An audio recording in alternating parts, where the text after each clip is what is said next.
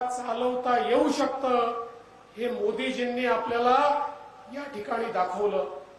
आणि आता तर मोदीजींच्या तिसऱ्या टर्म मध्ये विकसित भारताकडे आपण जाणार आहोत। एक असा भारत ज्याच्यामध्ये गरिबी नसेल, एक असा भारत ज्याच्यामध्ये बेरोजगारी नसेल, एक असा भारत ज्याच्यामध्ये भेदभाव नसेल, एक असा भारत की ज्यामध्ये प्रत्येकाच्या पंखाला बळ मिळेल आणि प्रत्येकाला उडान घेता येईल, अशा प्रकारचा भारत मोदीजी बनवणार आहेत। अरे गेले 10 वर्ष ट्रेलर होता, ट्रेलर, पिक्चर अभी बाकी है, तो पिक्चर आता पुढच्या 5 वर्षात आपल्याला पाहायला मिळणार आहे।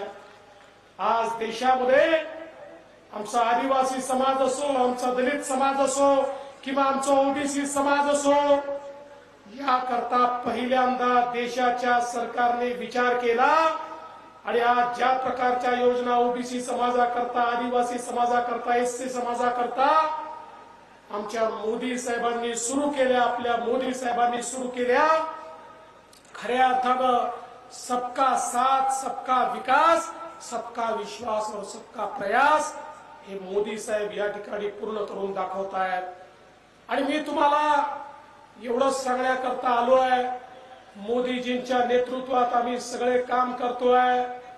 या गडचिरोली जिल्ह्याचा पालकमंत्री म्हणून मी काम करतोय आणि माझ्या अजेंड्यावर सगळ्यात वर कोणी असेल तर तो माझा गडचिरोली जिल्हा आहे।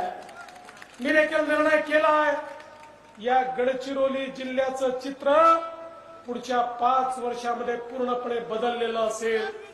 हा औद्योगिक जिल्हा असेल, प्रत्येकाच्या हाताला काम असेल, कोणी बेरोजगार राहणार नाही।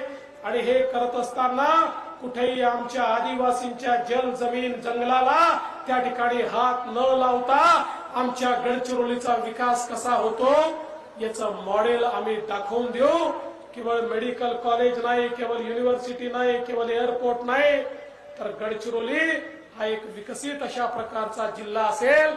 आणि त्याकरता आपले प्रतिनिधी म्हणून आमचं गाऱ्हाणं रोज मोदी साहेबांकडे सांगण्याकरता आम्हाला अशोकराव नेते हे दिल्लीमध्ये हवे आहेत। दिल्लीमध्ये आमची बाजू रोज ते मांडतील आणि इकडनं आम्ही विकासाची एक वेगळी व्यवस्था उभी करू। मी तुम्हाला सांगतो, आजचा दिवस तुम्ही लिहून घ्या। 2035 साली जेव्हा महाराष्ट्राला स्थापनेचे 75 वर्ष पूर्ण होतील, त्या दिवशी गडचिरोली महाराष्ट्रातला शेवटचा जिल्हा नसेल, तो महाराष्ट्रातला पहिला जिल्हा असेल। अशा प्रकारचा गडचिरोलीचा विकास हा या ठिकाणी आपण हातामध्ये घेतलाय आणि म्हणून तुमचा आशीर्वाद आम्हाला हवाय। तो आशीर्वाद घेण्याकरता आम्ही आलो आहोत। तो आशीर्वाद अशोकराव नेतेंच्या पाठीशी उभं करा। तुमचं प्रत्येक वोट हे मोदीजींना मजबूत करेल। तुमचं प्रत्येक वोट विकसित भारताच्या संकल्पनेकडे आपल्याला घेऊन जाईल। तुमचं प्रत्येक वोट हे मजबूत भारत तयार करेल। तुमचं प्रत्येक वोट येणाऱ्या पिढीच्या कल्याणाकरता त्या ठिकाणी मजबूत भारताची नीव ठेवेल। तुमचं प्रत्येक वोट हे भविष्यातला गडचिरोली, भविष्यातला महाराष्ट्र आणि भविष्यातला भारत घडवेल। आणि म्हणून यावेळी सगळ्यांना माझी विनंती आहे, एक रेकॉर्ड करून एका रेकॉर्ड मताने अशोकराव नेतेंना आपण निवडून आणावं, एवढीच विनंती करतो आणि माझं बोलणं संपवतो। धन्यवाद। जय हिंद, जय भीम, जय सेवा, जय भारत।